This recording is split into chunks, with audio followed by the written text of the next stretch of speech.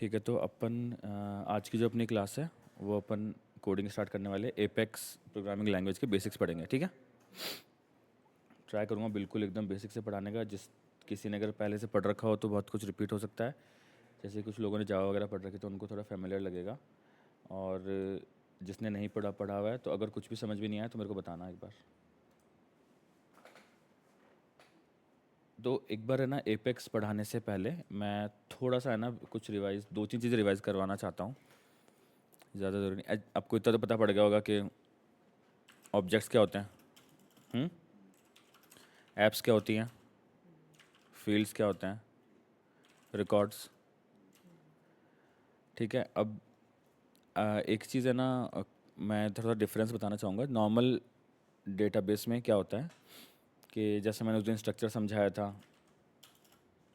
Name, roll number, address, class, ठीक है, city, ऐसे करके फील्ड सही है। ठीक है, नॉर्मल ट्रेडिशनल डेटाबेस का कहने का मतलब है कि जो बाकी की एप्लीकेशंस यूज़ करती हैं उनमें क्या होता है, एक्चुअल में इसी स्ट्रक्चर में एक टेबल बनी हुई होती है। इस लाइन का क्या मतलब है? इस लाइन का ये मतलब है कि जब भी आपको एक ऑब्जेक्ट बना, ऑब्जेक्ट सेल्स फोर्स में हम ऑब्जेक्ट बोल रहे हैं, दूसरे डीबीएमएस में हम उसे टेबल बोलेंगे। जैसे आपको टेबल बना, जैसे आपने स्टूडेंट नाम की एक टेबल बनाई, तो वो एक्चुअल में स्टूडेंट नेम से इसी स्ट्रक्चर में एक टेबल बना देता है, और उसके अंदर एक भी रिकॉर्ड नहीं। फिर आप जो सारे रिकॉर्ड इंसर्ट करते हो, यहाँ रिकॉर्ड इंसर्ट इंसर्ट होते जाएंगे। ठीक है, ठीक है, और रोल नंबर कुछ भी लिख दिया, एड्रेस जयपुर। ठीक है, ऐसे करके ये उसके अंदर खूब सारे रिकॉर्ड्स आ गए। ठीक है, अब ये तो होता है दूसरे डेटाबेस में। सेल्स फोर्स में एक कॉन्सेप्ट होता है, बाकी लैंग्वेज में कुछ लैंग्वेज में होता होगा, मेटा डेटा। ये किस किस को पता है पहले से मेटा डेटा क्या होता है सेल्स फोर्स में? थोड़ा एक्सप्लेन करना कि क्या है मतलब इसका। डेफिनेशन तो याद कर रखी है, कोई बात नहीं, लेकिन ऐसे समझाओ, किसी को आप समझाओ तो क्या बताओगे कि क्या है मतलब इसका, कॉन्सेप्ट वाइज बताओ। इसका ये मतलब है, मैं आपको सिंपल सा एक लॉजिक बता रहा हूँ, देखो। जैसे कि अभी अपन अकाउंट्स पे हैं। ठीक है, अपन ने यहाँ पे क्लिक किया, ये अकाउंट का रिकॉर्ड है। ठीक है, तो होता क्या है, अगर आप अकाउंट में इसके ऑब्जेक्ट मैनेजर पे जाओगे तो यहाँ पर अपने जो जो चीज़ें डिफाइन कर रखी है, ये सब, ये इसकी प्रॉपर्टीज़ है। इसको अपन इसकी इस ऑब्जेक्ट की डेफिनेशन बोलते हैं। तो नॉर्मल डेटाबेस में क्या होता है, हर object as it is save होता है टेबल के फॉर्मेट में। सेल्सफोर्स में ऐसा नहीं होता है। इस लाइन का ये मतलब है कि हमने टेबल बनाई नहीं, हमने एक दूसरी फाइल बनाई है जिसमें ऐसे लिख रखा है कि ऐसी टेबल बनानी है अपन को। ये टेबल की डेफिनेशन है। ये ध्यान से समझना है। देखो मैं आपको इसका लॉजिक बताता हूँ। एक सेकंड को मैं एक चीज़ देखता हूँ, अगर मेरे पास में सेटअप है पहले से तो।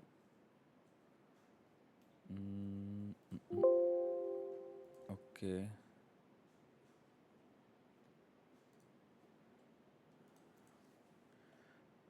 वी एस कोड का वैसे तो मैं सेशन अलग लूँगा, मैं अभी के लिए एक चीज़ बता रहा हूँ ना, आप में से आधे लोगों को आता होगा।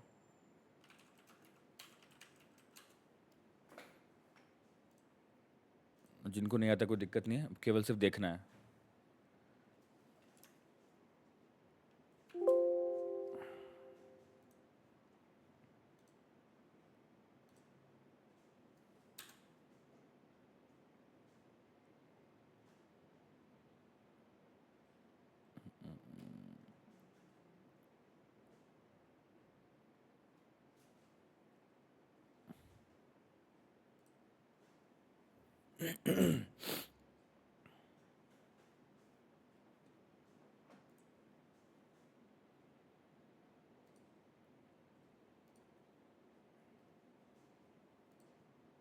ठीक है,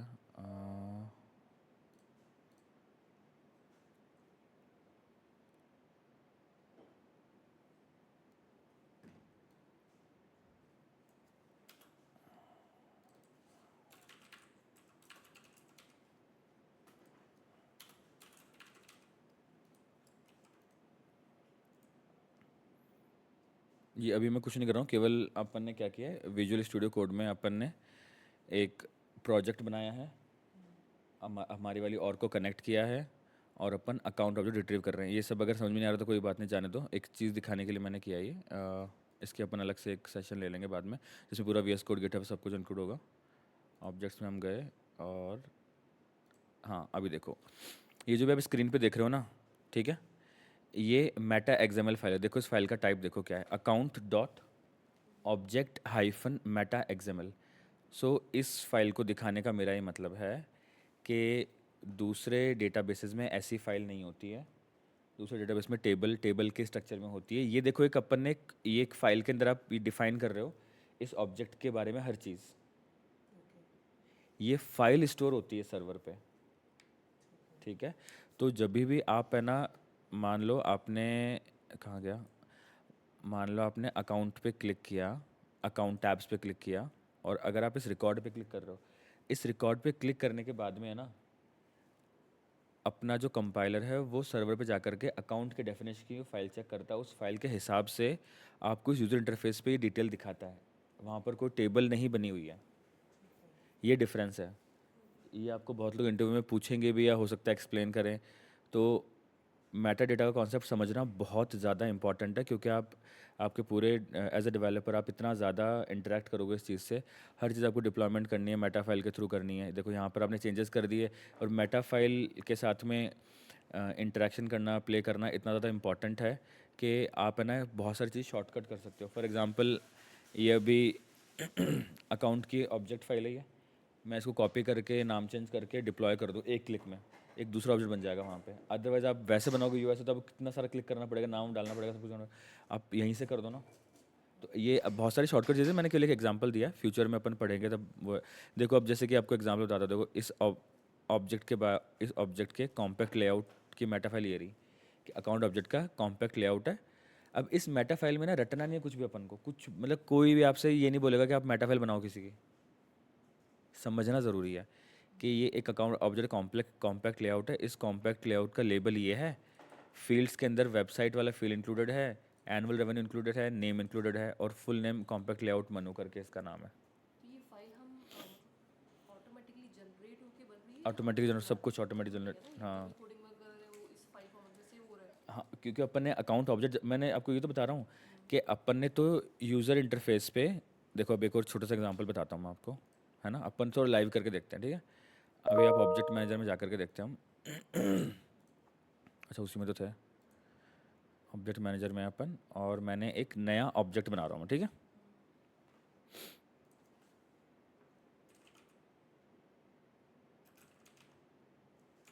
टेस्ट मेटा नाम से, ठीक है। और कुछ भी नहीं करना है इसमें अपन को, ऐसे बना देता हूँ मैं इसमें, ठीक है। अभी देखो इस, और ये ऑब्जेक्ट बनाया अपन ने, इसके केवल नाम दिया है टेस्ट मेटा, कोई फील्ड्स नहीं है, ये स्टैंडर्ड फील्ड्स है। अपना वाला ये पता नहीं है कनेक्टेड है या दूसरा वाला कनेक्टेड है। एक सेकंड रुको, मैं देखता हूँ ये आएगा क्या। यहाँ हमें वो फाइल मिल गई। नहीं ये ऑर्ग कौन से कनेक्टेड है उस पर डिपेंड करता है ना। ये ऑर्ग सेम भी तो नहीं हो सकती ना, ज़रूरी नहीं है। मेरे पास इसका एपीआई नेम लिया अपन ने, और यहाँ पर अपन ने पेस्ट कर दिया, और देखते शायद रिट्रीव नहीं होने चाहिए, ऑर्ग अलग है वो। ओके अच्छा ठीक है, सेम ऑर्ग। अभी देखो ऑब्जेक्ट के अंदर,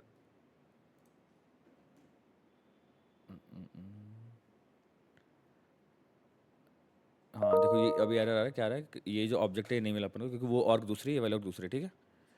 एक सेकंड रुको, हाँ एक काम करते हैं ना अपन, यहाँ से ऑर्ग लॉन्च कर लेते हैं।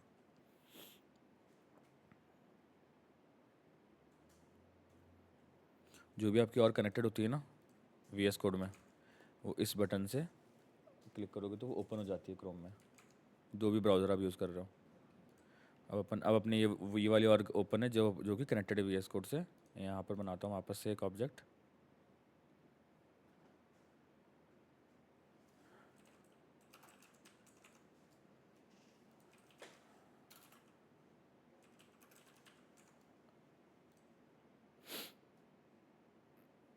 ठीक है, बन गया यहाँ पे। और उसका नेम डिफरेंट है ना इस बार, टेस्ट मनु के नाम से है। सेव किया, राइट क्लिक करके रिट्रीव किया, तो देखो इस बार शायद एरर नहीं आया। ये देखो सक्सेसफुली रिट्रीव हो चुका है, ठीक है। ऑब्जेक्ट्स के अंदर पहले सिर्फ अकाउंट का फोल्डर था, अभी एक और आ चुका है, सिर्फ एक ही फाइल आई है, ठीक है। टेस्ट मेनू, ये देखो ये इसकी अपन ने वहाँ पे जो क्लिक करके बनाया था ना, सिर्फ नाम डाला था अपन ने, कुछ भी नहीं डालना इसके अलावा। लेकिन ये सारी इसकी प्रॉपर्टीज़ है जो बाय डिफ़ॉल्ट सेल्सफोर्स डिसाइड करता है, आप चेंज कर सकते हो उसको बाद में। अब देखो ये इसकी मेटा फाइल है कि एक्शन ओवरराइड कुछ एट्रीब्यूट है जिसमें ये एक्सेप्ट वाली चीज़ें इन्होंने ऐड कर रखी है, कैंसिल एडिट बटन्स हैं, ठीक है। क्लोन वाला बटन भी ऑटोमेटिक आता है, स्टैंडर्ड इसलिए डिलीट विलीट ये सब इसकी डेफिनेशन है। आपको मान लो उसमें कुछ भी चेंज करना था, अगर आप यहाँ पे कुछ भी चेंज करते हो ना तो वो चेंज वहाँ पर भी हो जाते, रिफ्लेक्ट करेगा। अभी तो इसमें बहुत सारी चीज़ें है नहीं, वरना मैं आपको बता देता। जैसे कि लेबल है, ठीक है। अभी इसका देखते, लेबल चेंज कर सकते हैं क्या अपन।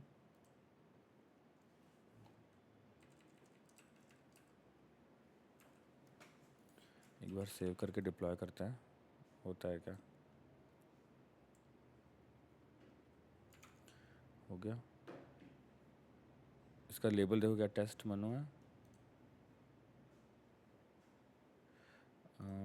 फील्ड्स में शायद ये देखो नेम, पहले ये नेम नहीं था, टू मैंने वहाँ से लगाया है और यहाँ चेंज हो गया, ये डेफिनेशन चेंज हुई। अब इसको आपको समझना पड़ेगा, इसलिए मैंने शुरू में जो लिखा था ना मैंने, objects apps fields records Meta data file, ठीक है।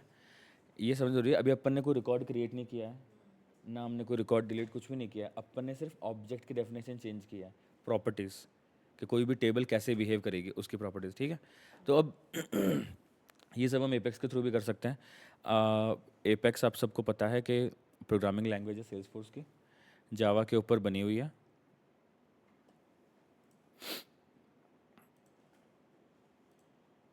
कुछ अपन बेसिक चीज़ें डिस्कस करेंगे आज, जैसे कि पहली बात तो ये कि एपेक्स की ज़रूरत क्यों पड़ती है। सेल्सफोर्स एक software as a service product है, सास प्रोडक्ट है, बना बना सब कुछ देता है, सब कुछ बना बना, तो ज़रूरत क्यों पड़ती है। ज़रूरत इसलिए पड़ती है कि हर बिज़नेस की रिक्वायरमेंट, उसका स्केल, उसका कस्टमाइजेशन दूसरे बिज़नेस से डिफर करता है। आपको थोड़ा सा भी चेंजेस करने हैं तो सेल्सफोर्स आपको डिक्लेरेटिव अप्रोच के तरीके देता है, जो कि अपन ने पढ़े हैं, अब अभी तक नहीं पढ़े ज़्यादा अपन ने, जो कल अपन लास्ट क्लास में डिस्कस किए थे, approval process, work flow rules, है ना।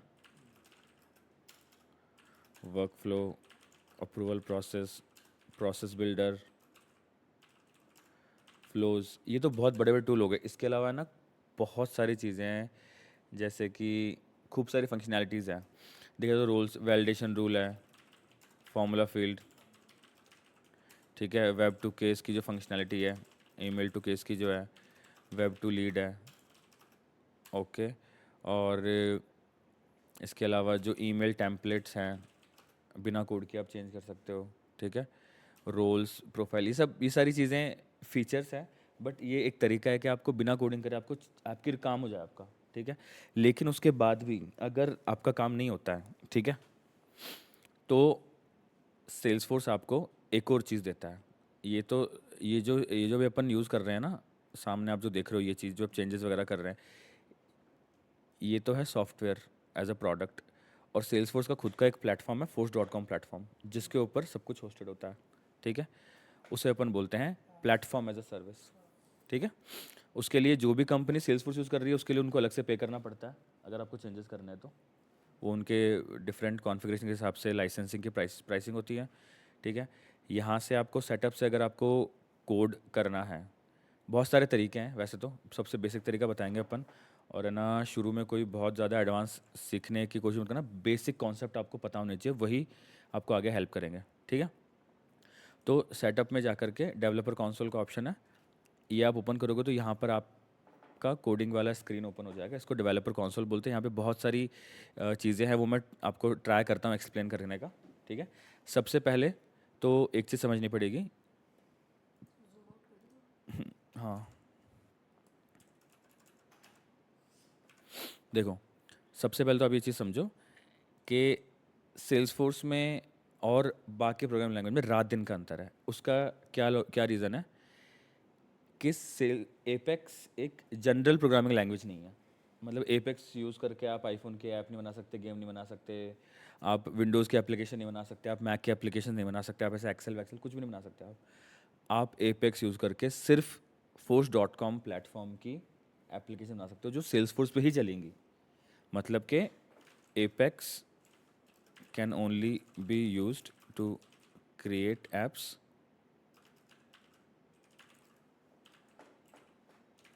ठीक है, ओपन सोर्स नहीं है, आप सीख सकते हो ठीक है, लेकिन ऐसा नहीं है कि आपने एपेक्स यूज़ करके आपने कोई अपने वी एस कोड में कोई बढ़िया सी ऐप बना दी। जैसे पाइथन है, रूबी ऑन रेल्स है, रस्ट है, जावा स्क्रिप्ट है ना, बहुत सारे फ्रेमवर्क्स भी हैं अभी अभी एआई के ऊपर बहुत सारे आ रहे हैं, है ना। तो वो उसमें क्या, आप कोई भी डेटाबेस कनेक्ट कर दिया आपने, मोंगोडीबी कर दिया, मॉन्स्टैक कुछ भी कनेक्ट कर दिया, और आपने कोई एक अच्छी सी ऐप बना दी एकदम, और आप उस ऐप को as a product you can cell.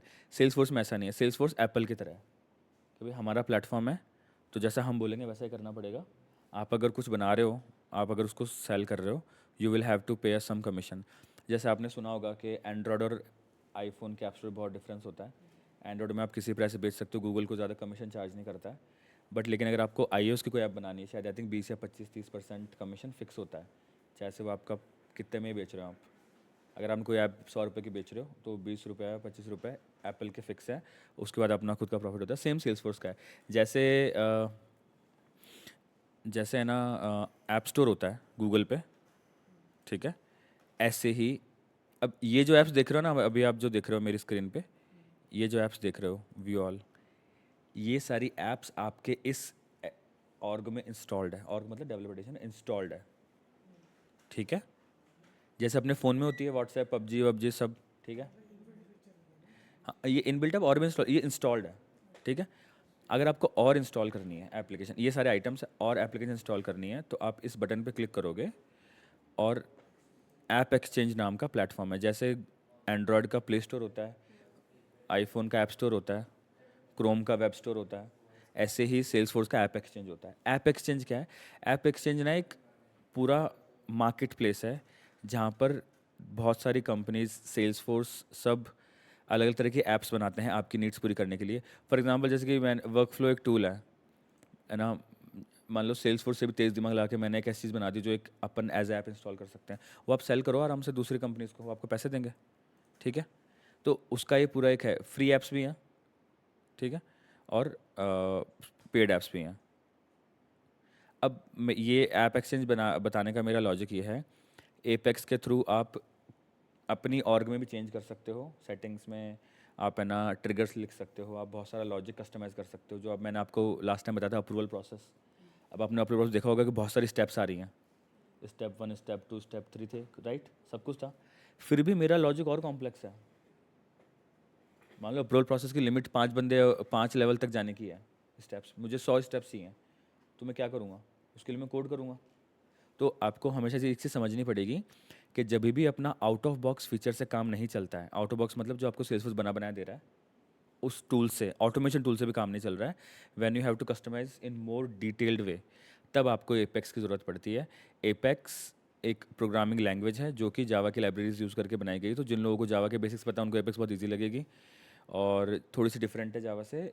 Apex का स्ट्रांगली टाइप्ड लैंग्वेज है, मतलब जैसे कि आपने कैसे बताऊँ, रुको, हाँ, जैसे कि आपने ना जावा स्क्रिप्ट के बारे में अगर थोड़ा बहुत भी पढ़ा होगा, तो आपको पता होगा कि आप जावा स्क्रिप्ट के अंदर अपन ना कुछ भी लिख दो आप, जैसे कि मार्क्स इक्वल टू 100। अब अगर आप जावा स्क्रिप्ट में ये लिखते हो, तो जावा स्क्रिप्ट को ऑटोमेटिकली पता चल जाएगा कि भाई मार्क्स नाम का एक वेरिएबल है, 100 वैल्यू दी तो ऑब्वियसली नंबर ही होगा, इतना है उसमें दिमाग। बट एपेक्स में ऐसा नहीं है। एपेक्स में आप ये करोगे तो एरर दिखा देगा। स्ट्रॉन्गली टर्म मतलब आपको डेटा टाइप डिफाइन करना पड़ेगा, आपको बताना पड़ेगा इंटीजर मार्क्स इक्वल टू 100। ये कोई यहाँ तक समझ में आया ठीक है? ठीक है, अभी सबसे इम्पोर्टेंट, अभी आप है ना, जैसे आप एपेक्स के ट्यूटोरियल्स वगैरह ऑनलाइन देखेंगे, बहुत सारी चीज़ें होती हैं। अपन जो कवर करेंगे डेफिनेटली हर तरीके से कवर करेंगे, जो वो है ऊप्स के कॉन्सेप्ट, क्योंकि सेल्सफोर्स एक ऑब्जेक्ट ओरिएंटेड प्रोग्रामिंग लैंग्वेज है, तो ये है ना इनहेरिटेंस है ना, पॉलीमॉर्फिज्म, एब्स्ट्रैक्शन, और ये सब मतलब सपोर्ट करता है, ठीक है। तो ये हम सब बाद में पढ़ेंगे, पहले अपन बिल्कुल जो बेसिक नहीं होता क्या वो पढ़ेंगे। तो जिन लोगों को प्रोग्रामिंग बिल्कुल भी नहीं आती है मैं उनके लिए बताता हूँ कि प्रोग्रामिंग लैंग्वेज को लैंग्वेज इसलिए बोलते हैं, लैंग्वेज का मतलब होता है भाषा के एक है ना तरीका जिससे कम्युनिकेट कर पाए दो चीज़ें, दो इंसान या दो मीडियम कुछ भी। अपन जैसे अभी मैं बात कर रहा हूँ, मैं हिंदी लैंग्वेज बात कर रहा हूँ, आप लोगों को समझ में इसलिए क्योंकि आप लोगों को भी हिंदी आती है, ठीक है। तो हर लैंग्वेज की है ना ग्रामर होती है, कोई भी लैंग्वेज देख लेना आप, अब इंग्लिश, हिंदी, मैथ्स, जर्मन, कोई भी हर लैंग्वेज की ग्रामर होती है। ऐसे ही प्रोग्रामिंग लैंग्वेज की भी ग्रामर होती है। ग्रामर का क्या मतलब होता है, जैसे इंग्लिश ग्रामर की बात करते हैं अपन, तो उसमें क्या मतलब होता है कि कुछ रूल्स हैं जो आपको फॉलो करने पड़ेंगे, सेम इनका होता है, ठीक है। तो एपेक्स के हर प्रोग्राम लैंग्वेज के कुछ रूल्स होते हैं कि भाई कुछ कॉन्सेप्ट है, कुछ रूल्स है, उसी हिसाब से आपको करना पड़ेगा। आप जैसे कि है ना, अब एपेक्स के अंदर आपको पता है कि हर स्टेटमेंट समय कॉलन से एंड होगा। अब अगर आप यहाँ पे आप बोलो कि नहीं मेरे को तो ऐसे करना है, नहीं ऐसे नहीं चलेगा, ये इनका रूल है, ठीक है। और ये सब रूल उन्होंने इनके कंपाइलर में सेटअप कर रखे हैं, ठीक है। सबसे इंपॉर्टेंट बात, एपेक्स सेल्सफोर्स में हर चीज़ एग्जीक्यूट ऑनलाइन होती है, इनका कंपाइलर एंड इंटरप्रेटर दोनों सर्वर पे है, आपके लोकल पे नहीं है। You can not run anything local. Even जब आप वी एस कोड में भी कोड करते हो यहाँ पे भी, तो आपको उसको एग्जीक्यूट करने के लिए पहले डिप्लॉय करवाना पड़ता है सर्वर पे आपके ऑर्ग में। ये तो समझ में आ गया सर। जावा का कोड आप ऑफलाइन करते हो, आपने देखा होगा जिन्होंने जावा पढ़ी है थोड़ी बहुत, अंकिता ने पढ़ी है जावा, है ना, जिन सर से मैंने पढ़ी थी थोड़ी बहुत उनसे ही अंकिता ने पढ़ी है। तो जावा में क्या होता है, आप जावा सेटअप करते हो, इंस्टॉल कर लिया, कंपाइलर एंड इंटरप्रेटर। कंपाइलर क्या होता है, जो कोड को कंपाइल करता है, रन करता है। इंटरप्रेटर क्या करता है, आपने जो कोड लिखा है उसको बाइनरी लैंग्वेज में ट्रांसलेट करके आपके ऑपरेटिंग सिस्टम को बताता है और मतलब इंटरप्रेट करता है। इंटरप्रेटिंग इंजन होता है हर प्रोग्रामिंग लैंग्वेज का, ठीक है, मोस्टली जावा बेस्ड होते हैं, और वो हेल्प करते हैं अंडरस्टैंड करने के लिए। वो मतलब अपन अपन को भी इतना ज़रूरत नहीं है, ठीक है। तो एपेक्स एग्जीक्यूट, हाँ, तो सबसे इंपॉर्टेंट चीज़ क्या होती है सेल्स फोर्स में, जब भी कोई आप चीज़ पे कहीं पे क्लिक करते हो, फॉर एग्जांपल मैंने जैसे कि अभी मैं इस पे जाता हूँ, अभी तो सबको समझ में आ रहा है ना, ठीक है। अपन कुछ भी करते हैं, वो कुछ भी करने का क्या मतलब है, कोई भी इवेंट इवेंट होता है। ये बना बना एप्लीकेशन है, वेब बेस्ड है, आपने यहाँ पे क्लिक किया तो अभी स्क्रीन लोड हुई और ये स्क्रीन दिखी अपन को, ये एक इवेंट हुआ। तो एक एक सिंगल ट्रांजैक्शन बोलते हैं इसको अपन सेल्स फोर्स में, ठीक है। आपने ना कॉन्टैक्ट पे क्लिक किया और फिल स्पेस पे क्लिक किया और अभी ये लोड हो चुका है, तो कोई कोड एग्जीक्यूट हुआ है पीछे, और इसको अपन ट्रांजैक्शन बोलते हैं। सो ट्रांजैक्शन का क्या मतलब होता है, क्या जब भी कोई इवेंट होता है, आप किसी बटन पे क्लिक करते हो या आप कोई कोड एग्जीक्यूट करते हो, कोड एग्जीक्यूट करने के बहुत सारे तरीके होते हैं, किसी बटन क्लिक पे भी हो सकता है, मैनुअली भी कोड एग्जीक्यूट कर सकते हो, कोई बैच जॉब रन हो सकते हैं। मतलब सेल्स फोर्स में ऐसा तरीका है कि आप है ना कोड लिख करके साइड में रख सकते हो और आप ऐसा बता सकते हो कि भैया रात को 12 बजे चलेगा ये, वो जब चलेगा तब भी कोई ट्रांजैक्शन होगा, उसको भी ट्रांजैक्शन बोलेंगे हम, ठीक है। तो हर प्लेटफॉर्म की तरह सेल्स फोर्स में भी हर ट्रांजैक्शन में कुछ चीज़ें होती हैं, ठीक है। वो चीज़ें एक फिक्स सीक्वेंस में चलती हैं, उसी हिसाब से एपेक्स रन होती है, ठीक है। तो अब एपेक्स रन करने के अलग अलग तरीके हैं कि आप कहाँ कहाँ से रन कर सकते हो। वैसे तो मतलब अपन डिटेल में जब पढ़ेंगे आपको पता चल जाएगा कि क्लास कैसे क्रिएट करें। जैसे कि मैंने अभी एक ऐसे क्लास लिख रखी है कि एक पब्लिक क्लास है, ये क्लास का नाम है पब्लिक, इसका एक्सेस स्पेसिफायर है, क्लास क्रिएट करने के लिए क्लास कीवर्ड यूज़ करते हैं, ये क्लास का नाम है, और ये इसके अंदर एक मेथड है, स्टैटिक मेथड है, बाद में बताऊँ क्या होता है, स्ट्रिंग टाइप का इसका रिटर्न टाइप है, ये सब मैं बता रहा हूँ कि क्लासेस लिखते हैं। लेकिन अभी अपन को एक और बेसिक जो ग्रामर पढ़नी है उसके लिए हम एक सिंपल सा एक तरीका ढूंढेंगे जहाँ से हम जो भी कोड लिखे एग्जीक्यूट हो जाए जल्दी से, ठीक है। तो डेवलपर कंसोल में डीबग मेन्यू के अंदर ओपन एनोनिमस विंडो एक ऑप्शन होता है, यहाँ पर आप जो भी आप लिखते हो एग्जीक्यूट होता है, ठीक है। जैसे कि देखो मैंने कुछ भी एग्जीक्यूट, जैसे कि मान लो कि आपको आपको जिसने भी प्रोग्रामिंग करके वीडियोस देखे होंगे, आपने हर पूरी दुनिया में सबसे पहली लाइन जो लोग प्रिंट करवाते हैं, हेलो वर्ल्ड करवाते हैं, राइट। सेल्स फोर्स में प्रिंट का कुछ ज़्यादा लॉजिक नहीं है, डीबग बोलते हैं, डीबगिंग के लिए ही प्रिंटिंग काम में आती है ना। तो अपन एक सिंपल सा स्टेटमेंट, जैसे जावा के अंदर नहीं होता क्या, system dot out dot print, वो जावास्क्रिप्ट में होता है, जावा में system dot out dot println होता है, राइट। और अपन वहाँ पर ऐसा लिखते हैं ठीक है। ऐसे ही सेल्स फोर्स में है ना, ये वाला मेथड नहीं काम करता। सेल्स फोर्स में प्रिंट करने को, डीबग करने को बोलते हैं सिस्टम डॉट डीबग। अब सिस्टम क्या है, एक क्लास है, डीबग उसका एक मेथड है, अपन डिटेल में बातें पढ़ेंगे। एक है ना कहावत होती है, जैसे कि इंग्लिश में कहावत है fake it until you learn it, और वैसे इसको और अगर अपन डिटेल में पढ़े तो उसका मतलब है कि जब तक आपको कोई चीज़ समझ में नहीं आ रही है, ट्राई करो थोड़ा बहुत रट के काम चलाने का। आप उससे रिलेटेड थोड़ा सा और पढ़ोगे ना, you will be able to connect all the points, और आपको समझ में आ जाएगा। और जो जो प्रोग्रामिंग में यहाँ पर बिल्कुल ही नए हैं, जिनको जो स्ट्रगल कर रहे हैं, बहुत टाइम से नहीं आ रहा है, उनको मैं बोलूँगा कि यार मैं डेली 1-1.5 घंटा निकाल रहा हूँ, तो मेरे लिए छोटी बात नहीं, मुझे खुद को मेहनत करनी पड़ती है। तो जो भी समझ में नहीं आना वो यहीं पे पूछो, ताकि मैं और हेल्प कर सकूँ। ये तो सिंपल है सर, बिल्कुल। System dot debug hello world. Salesforce में कुछ भी प्रिंट, कुछ भी आपको एज ए स्ट्रिंग देना है, सिंगल कोट्स में होता है, ठीक है। ये सब चीज़ें याद करने की है। अब आपको ये पूरा कोड एग्जीक्यूट करना, पूरा नहीं कराना अपन को, सिर्फ ये लाइन एग्जीक्यूट करानी है। मैंने इस लाइन को सेलेक्ट किया एंड एग्जीक्यूट हाईलाइटेड पे क्लिक किया। आप इसको एग्जीक्यूट करोगे ना तो सिर्फ ये लाइन एग्जीक्यूट होगी। अभी लाइन एग्जीक्यूट होकर कहाँ गई, देखो यहाँ पे लॉग्स पे आ गया। डेवलपर कंसोल में यहाँ पे लेफ्ट हैंड साइड में फर्स्ट सेक्शन है लॉग्स का, और भी है test, check points, query editor, view state, progress, problem, ये बाद में देखेंगे अपन। ये लॉग्स देखते हैं। अभी अपन ने क्लिक किया इसलिए आ गया। आपको ये पता करना है कि अभी जो क्लिक किया था वही है, तो उसके लिए आप इसका टाइम देखो 2:44 PM पे क्लिक किया है, यही टाइम हो रहा है अभी, ठीक है। तो अपन इस डबल क्लिक करेंगे, ये लॉग है। अब देखो अपन ने सिर्फ एक लाइन प्रिंट की थी, but Salesforce by default जब डिबग करता है तो बहुत सारी चीज़ें आपको बताता है कि क्या क्या हुआ एक्चुअल में। इसीलिए से ईजी है ये, है ना, पढ़ना भी ईजी, डिबग करना भी ईजी है। कि ये यूज़र नेम था, इस यूज़र नेम ने एग्जीक्यूट एनोनिमस से एग्जीक्यूशन स्टार्टेड, ठीक है, कोड यूनिट स्टार्टेड, और कहाँ से स्टार्ट हुआ, एग्जीक्यूट एनोनिमस से। अभी मान लो कोई बैच क्लास रन करती या ट्रिगर रन करता, तो यहाँ पे ट्रिगर ट्रिगर लिखा हुआ था। ये रीड करना सबसे इंपॉर्टेंट है। ये मैं आपको इसलिए बता रहा हूँ, ये तो बहुत ही सिंपल है। जितने भी आपकी जानकारी में सेल्स डेवलपर काम करते होंगे, है ना, आप यहाँ पर भी हैं बहुत सारे लोग, आप पूछ सकते हो कि जब आप कोड करते हो, आप जब कोड प्रॉपर नहीं कर पाते हो, जब आपको चीज़ें फिक्स करनी होती है या फिर चेक करनी होती है यार क्यों नहीं चल रहा, यही स्क्रीन काम में आएगी आपके। तो इसको समझना बहुत ज़रूरी है, ठीक है। बिल्कुल, हर चीज़ शो करेगा। देखो इसने ये किया कि ये एनोनिमस एपेक्स स्टार्ट हुई, हीप एलोकेट हुआ, मतलब 3 बाइट्स ऑफ मेमोरी एलोकेट हो चुकी है, उसके बाद में 152 बाइट्स एलोकेट हुई, फिर ये जो अपन ने प्रिंट करा उसके हिसाब से, ठीक है। और ये देखो यूज़र डीबग है कि हेलो वर्ल्ड टाइप किया यूज़र ने, प्रिंट करवाया। क्यूमुलेटिव लिमिट यूसेज, ये लिमिट बता रहा है कि इस ट्रांजैक्शन में कितनी लिमिट से, ये अपन बाद में डिटेल में पढ़ेंगे।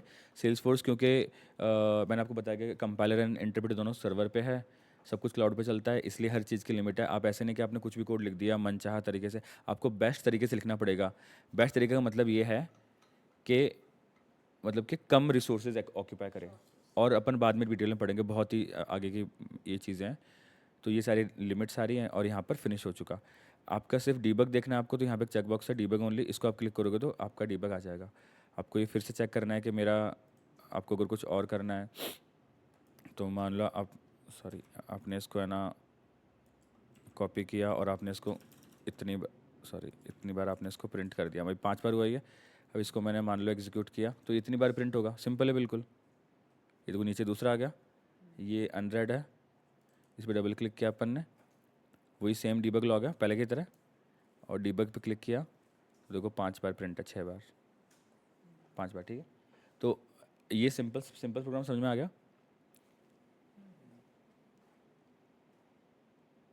ओके, अब अपन को क्या पढ़ना है, ठीक है। अभी अपन ना किसी भी प्रोग्रामिंग लैंग्वेज में अपन जब सीखते हैं तो जो बेसिक जो चीज़ होती है ना, जो कोर कॉन्सेप्ट होते हैं, वो प्रोग्रामिंग में क्या होते हैं। प्रोग्रामिंग लैंग्वेज में सबसे पहले आती है डेटा टाइप्स। हर प्रोग्रामिंग लैंग्वेज के डेटा टाइप्स होते हैं।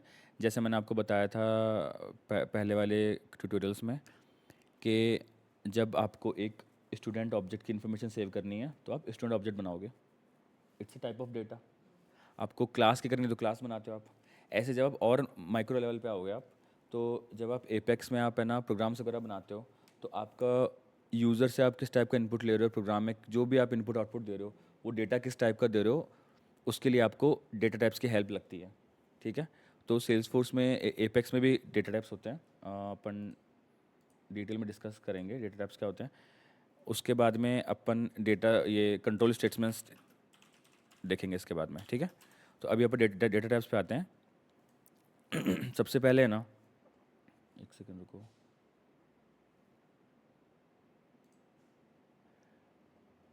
सेल्सफोर्स डेटा टाइप में दो टाइप के होते हैं, ठीक है। सेल्सफोर्स में वैसे भी, और आप अगर जावा देखोगे तो सब में, हाँ, है ना, प्रिमिटिव एंड नॉन प्रिमिटिव। अब है ना, प्रिमिटिव कौन से होते हैं? प्रिमिटिव जो बिल्कुल ही है ना एकदम बेसिक हो, जिनसे बाकी के डेटा टाइप बनते हैं, है ना।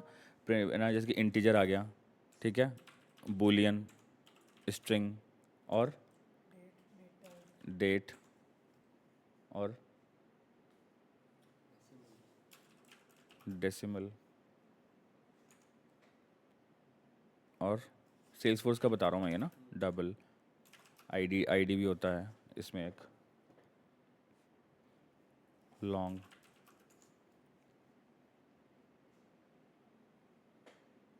एक नया अभी इन्होंने निकाला है 2-3 साल पहले, टाइम, ऑब्जेक्ट, ऑब्जेक्ट जिसको नहीं पता कोई बात नहीं है, अपन पढ़ेंगे जब, बताता हूँ मैं इसका जब नंबर आएगा।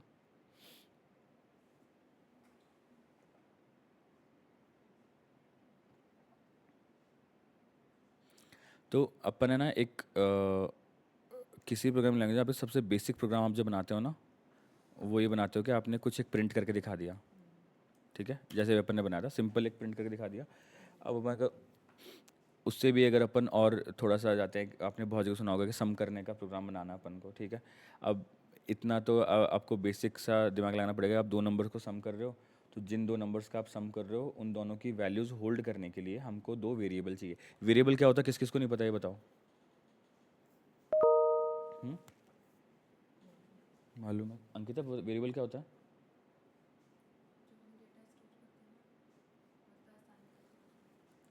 जिसमें डेटा स्टोर करते हैं, जैसे एग्जांपल। जैसे सम का उसमें वेरिएबल ए लेंगे, जिसमें वैल्यू कुछ भी डालेंगे। हम्म, ठीक है। तो वेरिएबल अपन को चाहिए होता है, वेरिएबल को वेरिएबल से बोलते हैं, वैरी का मतलब वैरी करना, चेंज होना, ठीक है। डिफरेंट वैल्यूज़ अपन होल्ड कर सकते हैं। तो कोई भी अपन प्रोग्राम बनाते हैं तो उसके लिए अपन को इनपुट लेना होता है, और वो प्रोग्राम एक आउटपुट देता है। इनपुट के लिए भी अपन को कुछ वेरिएबल चाहिए होंगे, आउटपुट के लिए वेरिएबल चाहिए होंगे अपन को, ठीक है। तो वेरिएबल अपन को किस टाइप का बनाना है, उसके लिए अपन को डेटा टाइप्स की ज़रूरत है, ठीक है। तो सबसे जो बेसिक वाला है ना, वो है बूलियन, सेल्सफोर्स में, ठीक है। अब सेल्सफोर्स में आपको ये सब चीज़ें पढ़ने से पहले दो चीज़ें ध्यान रखनी पड़ेगी, कि जब भी आप कोई वेरिएबल बनाते हो, ठीक है, वो बाय डिफ़ॉल्ट उसमें क्या वैल्यू रहती है, बताइए कोई मेरे को। मान लो मैंने एक वेरिएबल बनाया, इंटीजर लिखते हैं ना, इंटीजर नम, ये लिखा है मैंने, और बूलियन, हम्म, बताओ किस किस को पता है कि नल होगी या नहीं होगी, क्या होगी।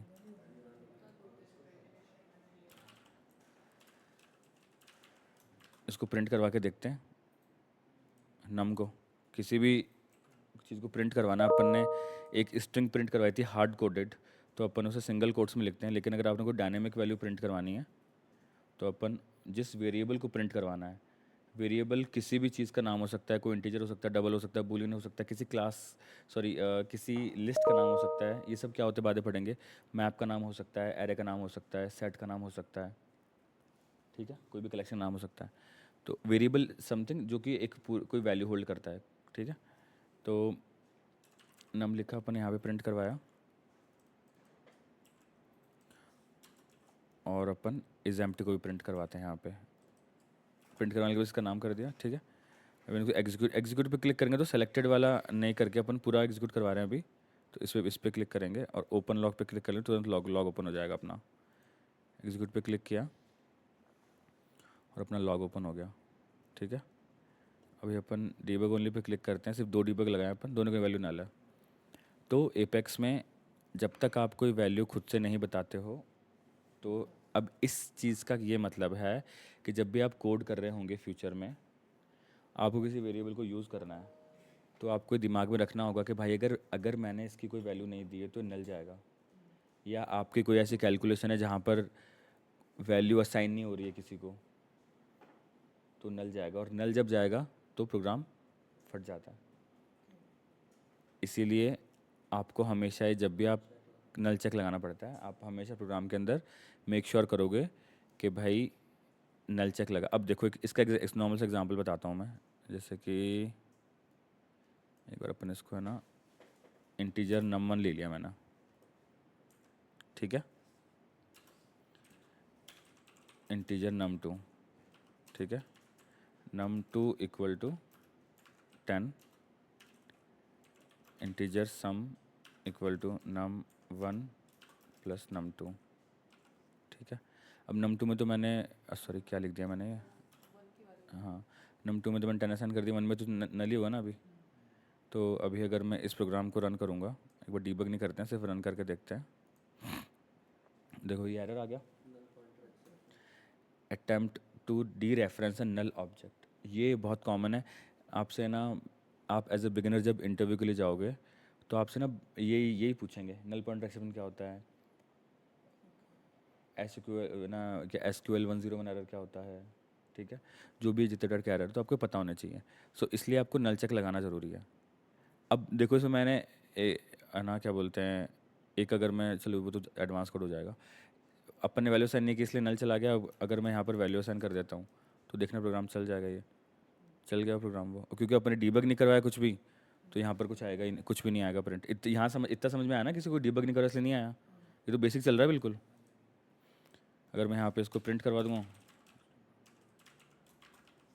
सम की वैल्यू, तो वैल्यू प्रिंट कर देगा इसकी 20। यहाँ तक कोई दिक्कत है?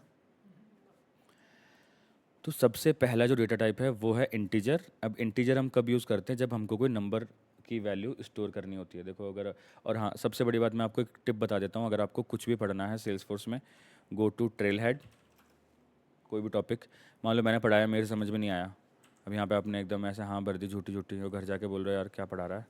सपोज अगर ऐसा होता है तो कुछ लोगों के साथ में है ना, होते हैं कई चैलेंज्ड बॉयज़ या गर्ल्स, ठीक है। तो अगर आपको ऐसा लगता है, ऐसी कोई भी फीलिंग आए आपको और आप मेरे से बात नहीं कर पा रहे हो, जैसे कुछ लोग यहाँ पे शर्माते हैं, डरते हैं, जो भी है, तो आप ट्रेल हेड पे जाओ, उस टॉपिक को सर्च करो, वो चैप्टर पूरा पढ़ो, बहुत अच्छी लैंग्वेज में पढ़ाया हुआ है ना। यूट्यूब वाले ना सब वहीं से देख के पढ़ाते हैं, सब करके कोई बात नहीं, मैं आपकी बात नहीं कर रहा। हाँ अब बताओ सुनो, इसके बाद में मैं आपको एक बहुत ही ना चीज़ बताऊँ। देखो क्या होता है, दो टाइप के लोग होते हैं ना, कुछ लोगों को मोटिवेशन चाहिए होता है पढ़ने के लिए, कुछ लोग को ऐसा होता है कि मैं पढ़ लूँगा या पढ़ लूँगी, ठीक है, कोई भी हो सकता है। तो आपको अगर कोई भी चीज़ को मास्टरी करनी है ना, कि यार आपने देखा होगा जब बच्चे पढ़ते थे 11th-12th में, तो अपने NCERT की बुक्स को छोड़ करके RD शर्मा ये रिफ्रेशर पढ़ते थे। तो भैया सेल्स फोर्स की जो रिफ्रेशर है वो है एपेक्स डेवलपर गाइड, खूब सारी गाइड्स हैं। आपको मैं जब भी आपको ऐसा लगे ना आपका टाइम है, तो आप गूगल पे जाना, ये सर्च करना, ये जो डॉक्यूमेंटेशन है लेंदी है, हर चीज़ समझ में नहीं आएगी। इवन इसमें बहुत सारी चीज़ें मुझे भी अभी काफ़ी है जो मुझे भी ऐसा लगता है कि यार मतलब कोई दूसरा बंदा बैठ के मुझे बता दे, काफ़ी ऐसे टर्मिनोलॉजीज़ हैं इसके अंदर। मोस्टली पार्ट मुझे समझ में आता है क्योंकि मेरे को बहुत टाइम हो गया है ना, और आपको आ जाएगा समझ में। बट कोई भी कॉन्सेप्ट आपको समझ में नहीं है, जैसे डेटा पढ़ा है मैंने, कोई भी आपको नहीं समझ में आ रहा है, यहाँ पे जाओ उस टॉपिक को सर्च करो, यहाँ पे पढ़ लिया, ट्रेड पढ़ लिया, आपको पक्का समझ में आ जाएगा। फिर भी नहीं आ रहा तो फिर आप नेक्स्ट डे मेरे पास में आओ, मैं आपको बताऊँगा। फिर भी नहीं आएगा तो मैं फिर अपन कुछ और करियर अपन देखेंगे सब मिलके। आई होप ऐसे नौबत नहीं आए। ठीक है चलो, अभी अपन डेटा टाइप पे आते हैं। इंटीजर बहुत ही बेसिक है, इसके बारे में ये देखो ये चीज़ है कि 32 बिट नंबर होता है। ये 32 बिट का क्या मतलब है कि जब भी आप कोई इंटीजर नंबर आप डिक्लेयर करते हो तो वो 32 बिट की मेमोरी कंज्यूम करता है, ठीक है। ये आपको कोई इंटरव्यूज नहीं पूछने वाला, केवल नॉलेज के लिए चाहिए होता है बस। देखो इंसान को ना कॉन्सेप्ट वाइज समझ में आना चाहिए कि आप जब एक वेरिएबल क्रिएट करो तो बैकेंड में हो क्या रहा है। भाई आपने जब एक नम वन नाम का इंटीजर वेरिएबल बनाया तो एक्चुअल में आपके रैम में जाकर के या हार्ड डिस्क में जाकर के इसने एक प्लेस रिजर्व किया है, जैसे सीट रिजर्वेशन होता है ना, वैसे उसको इसने एक एड्रेस, एक पर्टिकुलर एक मेमोरी में एड्रेस होता है, वहाँ जाकर इस रिजर्वेशन किया है कि भाई इंटीजर टाइप का है, इतनी जगह चाहिए और इस नाम से चाहिए। अब आप उसमें कुछ भी वैल्यू स्टोर करो, मैक्सिमम वैल्यू है ना, ये कुछ रेंज होती है इसकी, आप डॉक्यूमेंटेशन में देख लेना। देखो ये मैं यहाँ पे बता देता हूँ, ये कुछ रेंज होती है इसकी, प्लस में तो ये हो सकता है इसकी रेंज, और माइनस में ये हो सकती है, ठीक है। तो बेसिकली क्या है कि मिनिमम वैल्यू आपकी ये होनी चाहिए इंटीजर की, मैक्सिमम वैल्यू ये होनी चाहिए। इसके ऊपर जाओगे तो एरर आ जाएगा, भैया 32 बिट की जगह इससे ज़्यादा आप नहीं ले सकते। अपन ने तो 10 ही लिया, तो बिल्कुल थोड़ी सी ले रहा होगा ये। 10 का एक्चुअल में साइज़ पता करना है तो आपको डिबग लॉग में दिख जाएगा। देखा था ना, डिबग लॉग में देखा था अपन ने, देखो कहाँ गया वो, अपन ने जो क्या प्रिंट करवाया था शुरू शुरू में, ये देखो ना 3 बाइट, ये हीप पे लोकेट कर रहा है। तो ये ऐसे बता देता है ना, और डिटेल में पता करना है तो आप और इसमें देख सकते हो। तो अभी अपना मोटा मोटा हिसाब किताब क्या है कि भाई इंटीजर, अगर आपको कोई नंबर चाहिए तो आपको इंटीजर लेना पड़ेगा, ठीक है। मान लो आपका नंबर ज़्यादा बड़ा है, मान लो आपके इतने सारे नंबर्स हो गए कि जैसे कोई है ना, तो इंटीजर की जगह लॉन्ग यूज़ करेंगे अपन, ठीक है। और अपन जैसे कि लॉन्ग में भी सेम है, डेटा टाइप का नाम लिया और इक्वल टू अपन कुछ भी इसमें नंबर दे सकते हैं, ठीक है। लॉन्ग की रेंज थोड़ी सी ज़्यादा होती है, और वो आप डॉक्यूमेंटेशन देख लेना सेल्स फोर्स का, फिर भी मैं आपको रेफरेंस के लिए ना, ये देखो इसने यहाँ पे सेल्स फोर्स ने बहुत अच्छा एग्जांपल दे रखा है कि ये वेरिएबल का नाम है और ये इसकी वैल्यू है, ठीक है। अब इसके अलावा बूलियन, अगर आपको कोई ऐसी वैल्यू स्टोर करवानी है जिसमें केवल ट्रू या फॉल्स की वैल्यू स्टोर होगी तो आप उसे बूलियन बोलते हैं, ठीक है। तो अपन है ना, जैसे कि उसको डिक्लेयर करने के लिए बूलियन इज़ एक्टिव नाम से कोई फ्लैग है, ठीक है। अगर आपने इसको, वही सेम कॉन्सेप्ट है इसमें भी, अगर आपने इसको इनिशियलाइज़ नहीं किया तो इसकी वैल्यू यहाँ पे नल होगी। अगर आपने इसको इनिशियलाइज़ कर दिया कुछ भी फॉल्स तो इसकी फॉल्स होगी, आगे जाके ट्रू करना है तो ट्रू हो जाएगी, ठीक है। यहाँ तक कोई दिक्कत है किसी को? ट्रू फॉल्स की वैल्यू स्टोर करने के लिए बूलियन काम में आता है, ठीक है। डेट स्टोर करने के लिए डेट काम में आता है। अपन यहाँ पे ना डेट टाइप का वेरिएबल बना सकते हैं, डेट मंडे इक्वल टू, मान लो अपन को कुछ भी वैल्यू डालनी है इसके अंदर, सिस्टम डॉट टुडे की डेट लेनी है मान लो, तो ये आ जाएगा। ये बाय डिफॉल्ट फंक्शन है जो कि टुडे की डेट ले लेता है, ठीक है। ये केवल सिंपल से एग्जांपल है। अब अपन जब बाद में प्रॉपर हैंड्स ऑन करेंगे, जब मैं थोड़े से प्रोग्राम्स बना के दिखाऊंगा, मेथड्स बताऊंगा, क्लासेस बताऊंगा, तभी सब काम में आ जाएंगे। अभी मैं आपको सिर्फ हाई लेवल बता रहा हूँ कि ये डेटा टाइप्स होते हैं, ठीक है। डेट होता है, डेट टाइम भी होता है, date time equal to time, sorry, date time T equal to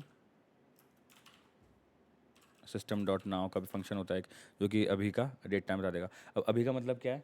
अभी का मतलब करंट, लेकिन जब ये लाइन एग्जीक्यूट होगी उस टाइम का करंट। चेक करके देख लेते हैं अपन।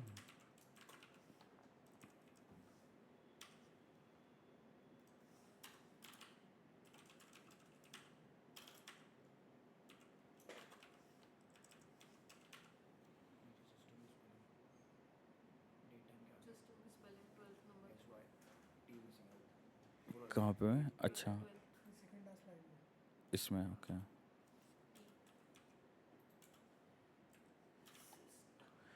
ठीक है, अभी इसको अपन अगर एग्जीक्यूट करते हैं,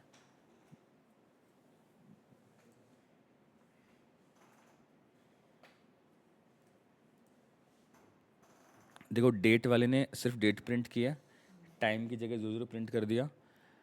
डेट टाइम वाले में डेट भी प्रिंट की है और टाइम भी प्रिंट किया है, ठीक है। अब आप लोगों को लग रहा होगा कि हाँ ये तो 9:31 क्यों टाइम प्रिंट कर रहा है, अभी तो 3 बज रहे हैं। तो ये जीएमटी टाइम जोन में चलता है सेल्स फोर्स का, सारे ऑर्ग्स बाय डिफ़ॉल्ट।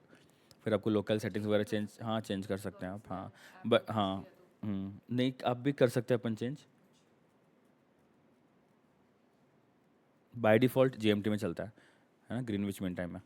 तो यहाँ तक समझ में आ गया कि डेट टाइम क्या होता है। अब ये सब है ना, देखो आपको ये समझना पड़ेगा, सेल्स फोर्स में एपेक्स, सॉरी एपेक्स में बाकी लैंग्वेज बहुत डिफरेंस है। बाकी लैंग्वेजेस में ना डेट वेट ये सब स्ट्रिंग में चलता है, यहाँ पे अलग से दे रखा है, तो ये बहुत सारी सही फैसिलिटीज़ देता है, ठीक है। डेसिमल, डेसिमल कब में काम में आता है? डेसिमल से नाम से पता चल रहा है कि जब आपको पॉइंट्स वाली वैल्यू स्टोर करनी है। अब अगर आप इसमें ये करोगे, देखो आपको इसका एग्जाम्पल बताता हूँ, इंटीजर नंबर इक्वल टू 10 है, और मैं मान लो इसको यहाँ पे कर दूँ मैं कि 10.55, और एक बार इसको एग्जीक्यूट करते हैं, देखिए ये एरर देता है, क्या करता है, हाँ क्या दे रहा है ये illegal assignment from decimal to integer, ये से बोल रहा है कि भाई डेसिमल टाइप की वैल्यू आप इंटीजर में नहीं नहीं लगा सकते हैं। ठीक है, इसको अपन को डेसिमल, सॉरी इसको नहीं, ये अपन उसका टाइप जो है वो डेसिमल चेंज करना पड़ेगा। अब रन करके देखते हैं इसी लाइन को, हाईलाइटेड, अभी चल गया, क्योंकि कुछ डिबग करवाया नहीं अपन ने इसलिए नहीं आएगा। रिकॉर्डिंग तो चल रही है ना।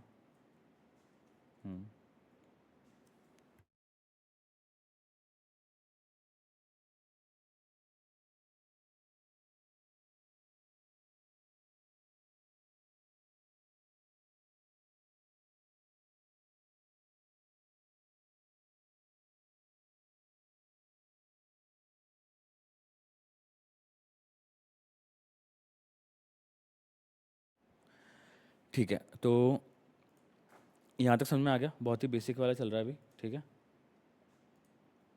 डेसिमल हो गया, और इसके बाद में डेसिमल के बाद डबल होता है। डेसिमल में भी वही है कि कुछ रेंज का नाटक है। ठीक है, कि अगर आपकी रेंज छोटी है तो आपको डेसिमल होगा, अगर आपको ज़्यादा रेंज है, आपकी डेसिमल के प्लेसेस की रेंज ज़्यादा है, तो आप डबल ले सकते हो। ठीक है, डबल बिग नंबर,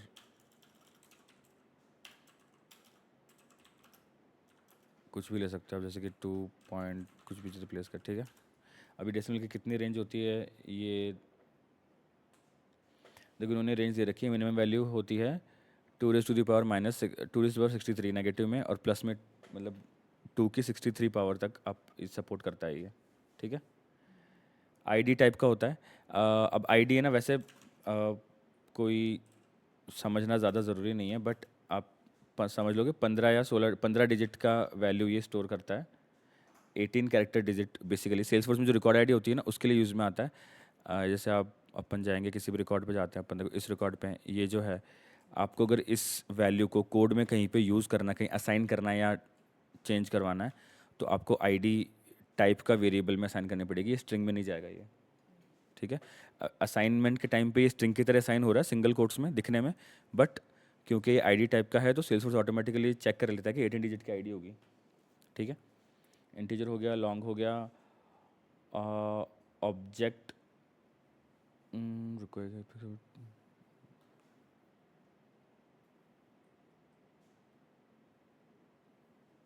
ठीक है, ऑब्जेक्ट बाद में पढ़ेंगे अपन। स्ट्रिंग नहीं पढ़ा अपन ने, स्ट्रिंग वही आपको कोई भी names collection of characters store करवाना है।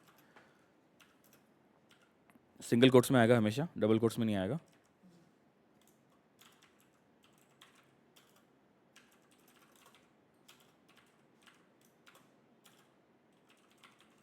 ठीक है, उसके अलावा स्ट्रिंग सिंपल है बिल्कुल, कितनी बड़ी भी स्ट्रिंग हो, जैसे जैसे एक दो कैरेक्टर की, या फिर कितने बड़े कोई पूरा पैराग्राफ हो, कुछ भी आप स्ट्रिंग में स्टोर कर सकते हो, जैसे पूरा कोई सेंटेंस हो।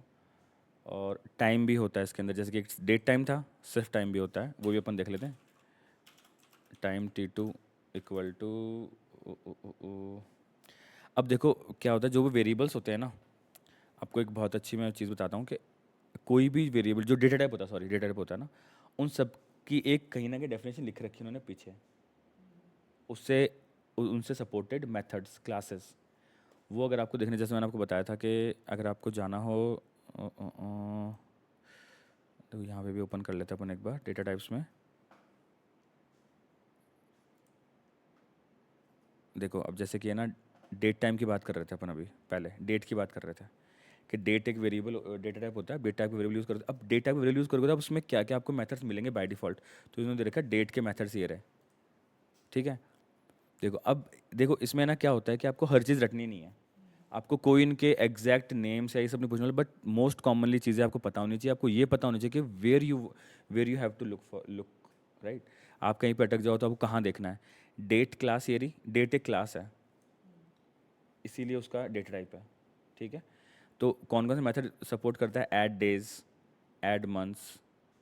ठीक है, जैसे कि अपन है ना, कैसे बताऊँ, जैसे कि एक बार एक मेथड टेस्ट करके देखते हैं अपन, डेट वाला, रुको ये तो बाद में करेंगे, थोड़ा सा हैंड्स ऑन हो जाएगा। ये डेट था टुडे, ठीक है, अब अपन करते हैं, एक और बनाता हूँ मैं, डेट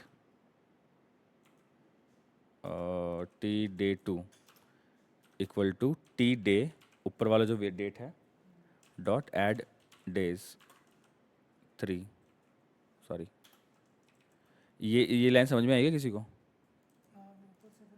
ऐड डेज क्या है? बना बनाया एक मेथड है जो कि डेट क्लास में है, जो डेटा टाइप को, डेट टाइप के किसी वेरिएबल को सपोर्ट करेगा। अपन एक बार है ना, हाँ 4 दिन ऐड कर रहे हैं तो बेसिकली आज के दिन के बाद की 4 दिन इसकी वैल्यू हो जानी चाहिए ऑटोमेटिक, टी डे 2 की। एक बार देख लेते हैं डीबग करके क्या आता है।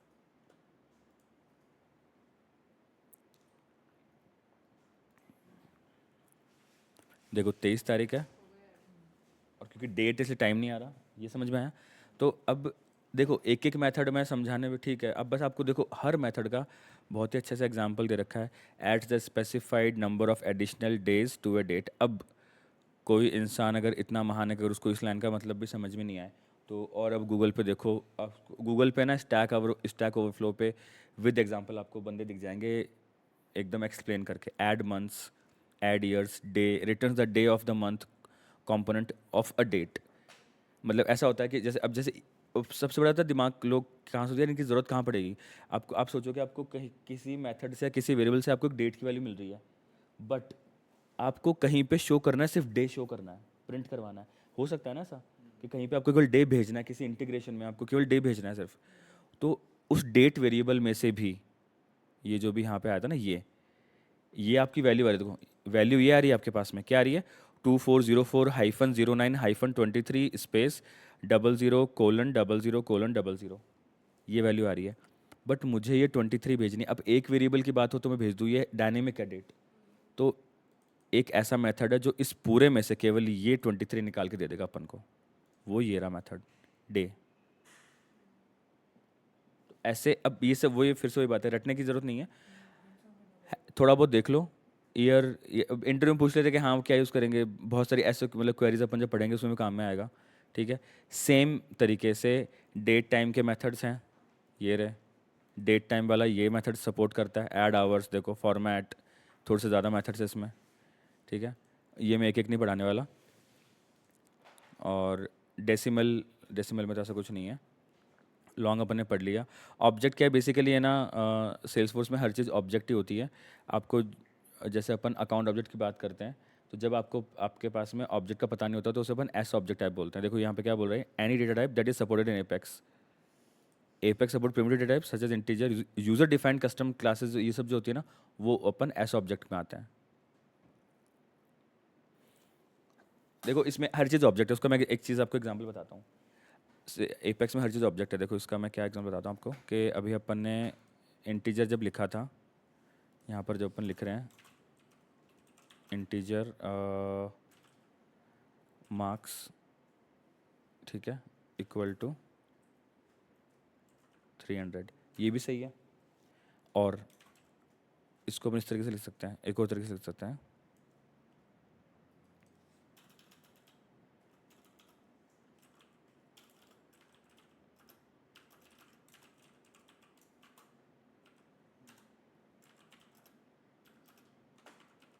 ये भी सही है।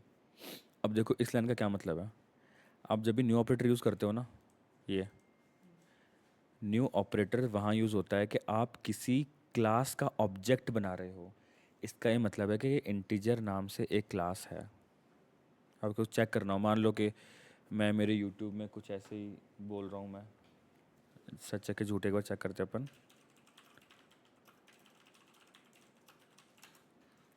ये रही, ये रही इंटीजर क्लास। अब देखो इस चीज़ को आपको समझना पड़ेगा कि अब है ना, वैसे तो मैं आपको है ना लॉजिकली बता दूँ, बिगिनर्स के लिए इतना ज़्यादा डीप में जा कर के यहाँ पर टाइम स्पेंड करना बहुत ही ओवर इंटेलिजेंट मूव नहीं है। आपको अगर बेसिक्स बताऊंगे तो ये चीज़ें अपने आप बाद में समझ में आ जाएंगी। But for the sake of explanation मैं बता रहा हूँ कि इंटीजर वेरिएबल जैसे कि दूसरी हर लैंग्वेज के अंदर प्रॉपर कोई क्लास नहीं होती है, सेल्स फोर्स में स्ट्रांगली टाइप्ड है इसलिए क्लास है ये। तो है इसका मतलब, आप जब भी क्लास, मैं थोड़ा सा बता देता हूँ, वैसे तो अगली क्लास में करूँगा, नेक्स्ट बाद में क्लास वाले में होगा। क्लास कुछ नहीं होता है, क्लास एक ब्लूप्रिंट होता है एक पर्टिकुलर चीज़ का। पहले जिन लोगों ने पढ़ रखा है, अंकिता ने सबने पढ़ रखा है, जावा के बैकग्राउंड से हो, तो क्लास ना एक पूरा टेम्पलेट होता है। वो क्लास एक काइंड ऑफ अ डेफिनेशन होती है। आप जब उस क्लास का ऑब्जेक्ट बनाते हो उसे अपन बोलते हैं उसका इंस्टेंस बनाना। तो आप बेसिकली उसकी एक कॉपी बना रहे हो, ब्लूप्रिंट की कॉपी बना रहे हो, ठीक है। तो इंटीजर क्लास है ये रही, इसके अंदर यहाँ पे सारी डिटेल लिखी हुई है, देखो कि क्या क्या मेथड सपोर्ट करता है, सब कुछ है यहाँ पे। अब इनको ज़्यादा डिटेल पढ़ने की ज़रूरत नहीं है, बस मेरे कहने का इतना सा मतलब है कि integer my int equal to new integer करके अपन करते हैं, वो क्लास है। एक्चुअल में इंटीजर क्लास कॉल कर रहे हैं अपन, इंटीजर क्लास का वेरिएबल कर। अब जो इंटीजर के सपोर्टेड मेथड्स है ना, वो सब आपको यहाँ पे मिल जाएंगे। ये देखो, ये रहा सबसे इंपॉर्टेंट चीज़।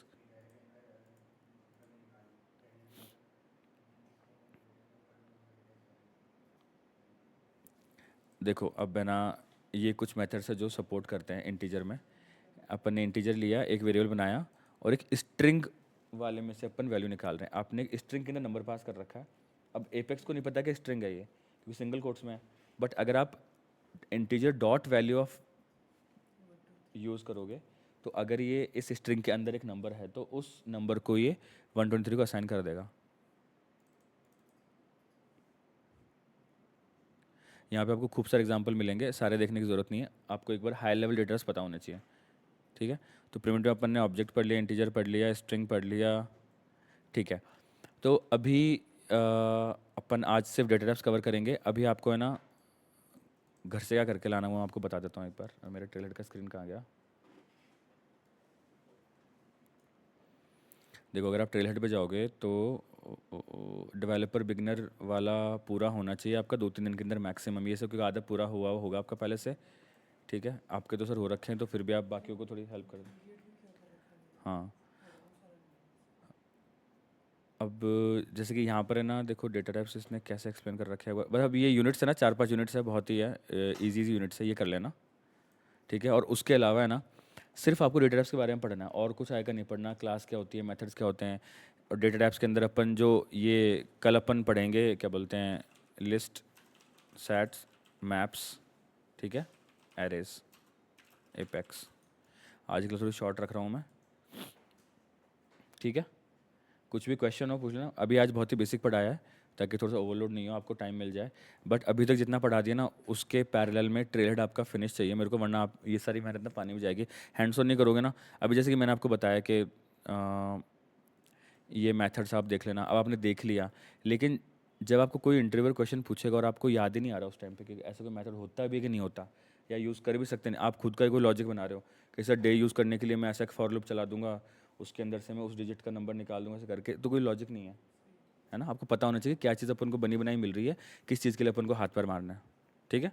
इसलिए इनको ऊपर ऊपर देखना जरूरी है। सेल्स फोर्स एपेक्स का डेवलपर करके डॉक्यूमेंटेशन पूरा मत पढ़ना, बेसिक्स जो मैंने बताया हाई लेवल पढ़ लेना, और ट्रेल हेड पढ़ो, और अपने क्वेश्चंस रेडी रखना, ताकि अपन कल वाली क्लास में डिस्कस कर सकें, ठीक है। ठीक है, जो लोग वीडियो देख रहे हो, लाइक कमेंट शेयर सब्सक्राइब सब कर देना, ताकि नेक्स्ट क्लास में आपको और अच्छे से पढ़ा सकूँ।